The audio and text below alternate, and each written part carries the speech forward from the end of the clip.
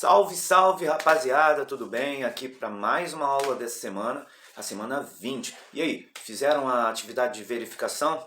Olha lá, hein, meu irmão, não esquece, tá bom? A gente tá de olho lá, valeu? E o que você precisar de ajuda, você pode comentar. Aliás, vou começar a pedir a vocês o seguinte: quando vocês assistirem o vídeo, manda um feedback, manda algum comentário, alguma coisa, pode criticar, pode elogiar, só não fala mal do meu Fluminense, tá bom? Senão eu vou ficar zangado. Tô brincando. Mas algo pertinente, né? Tipo, eu tô querendo dar uma melhorada. Inclusive, o assunto de hoje, eu ia fazer imagens externas, né? A gente ia fazer na natureza e tal. Mas, em função do tempo, chovendo muito aqui onde eu moro, não foi possível. Então, vou fazer dentro desse meu estúdio improvisado aqui, que é esse quarto. O assunto dessa semana é um assunto... Pô, cara, eu acabo falando sempre isso, que é um assunto interessante, papapá. Eu gosto muito. Se chama práticas corporais de aventura. Na verdade, a prática corporal de aventura, ela envolve o inesperado, o risco calculado. Ou seja, você vai fazer algo, uma prática física que envolve um risco, que gera adrenalina. Sabe o que é adrenalina? Adrenalina é um hormônio que é secretado na corrente sanguínea quando você está exposto a situações de medo, situações de tensões. Vocês vão ouvir alguns barulhos assim que a gente está em obra aqui, mas vamos tocando. Vamos classificar as práticas corporais de aventura de duas formas. 1. As práticas corporais de aventura na natureza. 2. As práticas corporais de aventura urbana. As práticas de aventura na natureza são atividades, são práticas físicas que você faz num ambiente natural, exposto à natureza. Um exemplo seria o arvorismo, o montanhismo, a escalada, desde que seja dentro de um ambiente natural. E a prática corporal de aventura urbana são as mesmas situações que você se expõe, né, de risco, um risco calculado, lembrando isso, em que gera tensão, que gera o estresse pela atenção que você está. Tipo assim, se você for lutar com alguém, você não fica ligado, né? Isso que é o sentimento que envolve a prática corporal de aventura.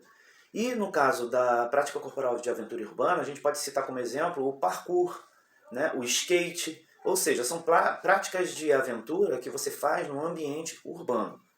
Nós vamos primeiro colocar um vídeo para vocês explicitando essas definições.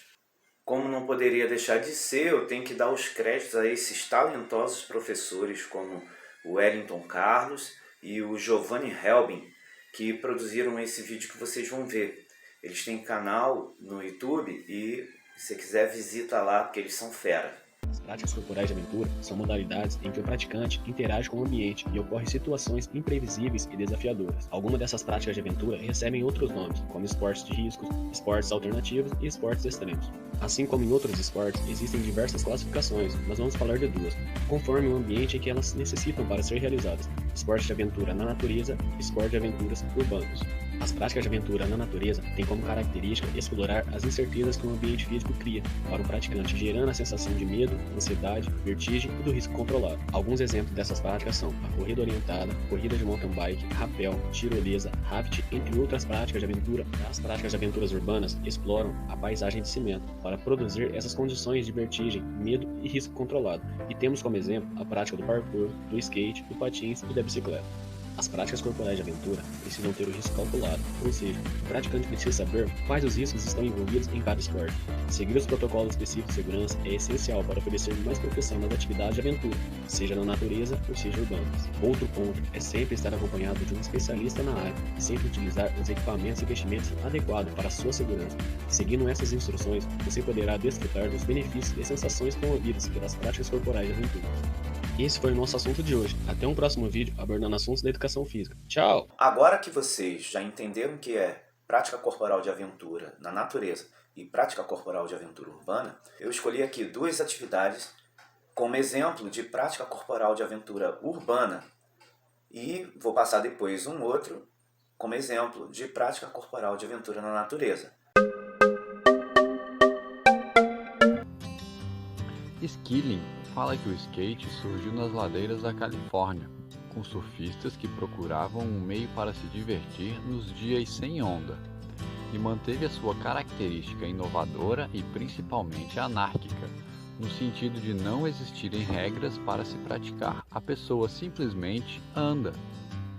Já para Viana, os movimentos do skate como um esporte foram criados nos Estados Unidos durante o final da década de 60 e início da década de 70, quando alguns surfistas que andavam de skate começaram a utilizar o skate em rampas retas, marginais paralelas às quadras de poliesportivas de alguns colégios e dentro de piscinas de concreto que tinham um fundo redondo em Santa Mônica, na Califórnia.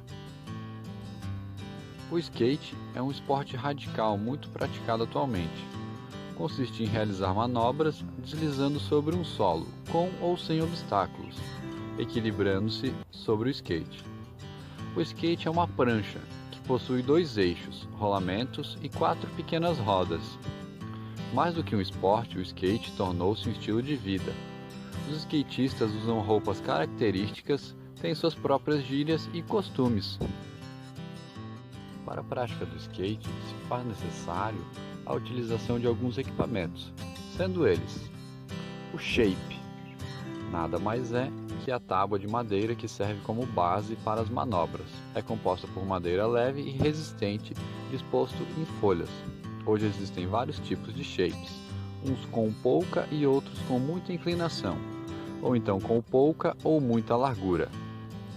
Outro equipamento é o truck, que funciona como um elo entre o shape e as rodas.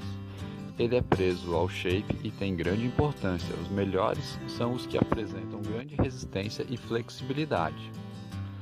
O próximo equipamento são os rolamentos. É essencial para um bom desempenho do skate e quem determina a velocidade que o mesmo irá ter.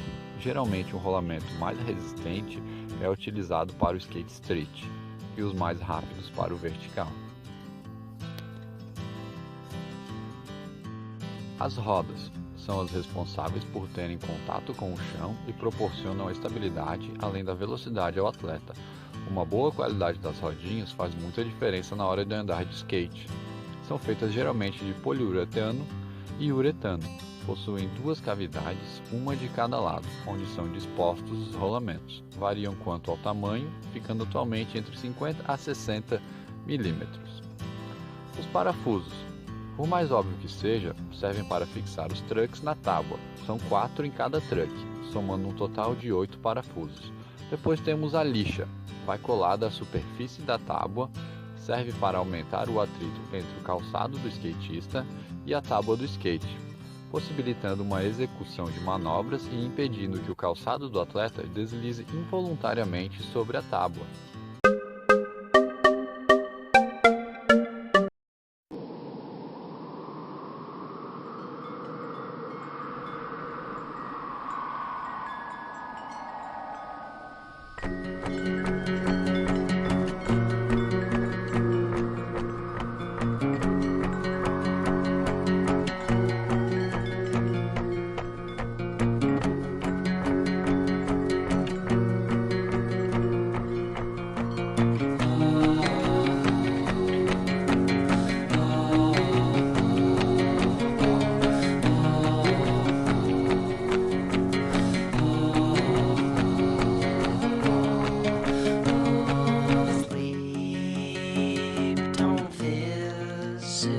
So I choke on the sun, and the days blur into one in the backs of my eyes.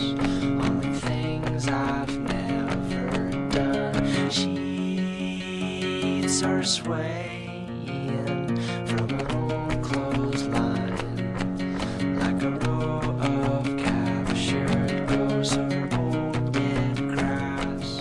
There's never much, but we've made the most. Welcome home.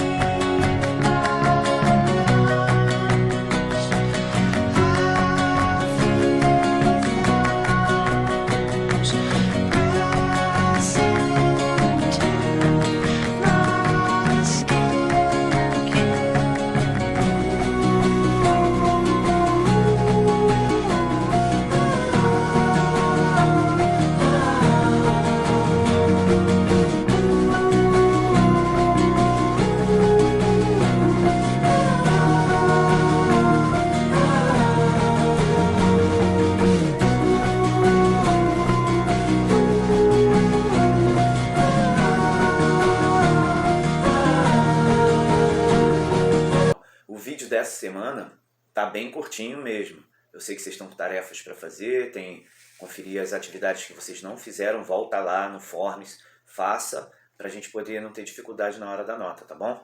Então, nós vamos terminando por aqui, com esse vídeo bem sucinto para o seu melhor entendimento. Sucinto quer dizer curtinho. Eu desejo que Deus abençoe você, que Deus abençoe a sua família, que Deus abençoe a nossa cidade e que Deus abençoe o Brasil. Tchau.